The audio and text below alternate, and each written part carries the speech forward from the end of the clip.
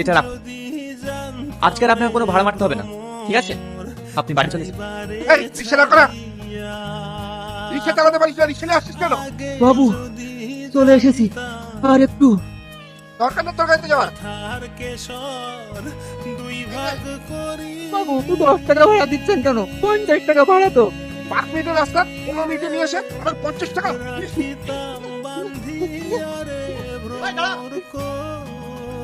ওনাকে মারছিস কেন?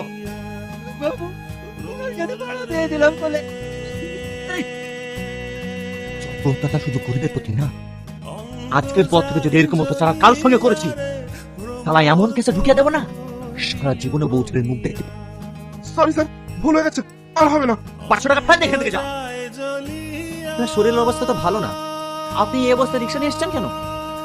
কি করবো বাবু, সংসার তো চালাতে হবে। এটা রাখুন।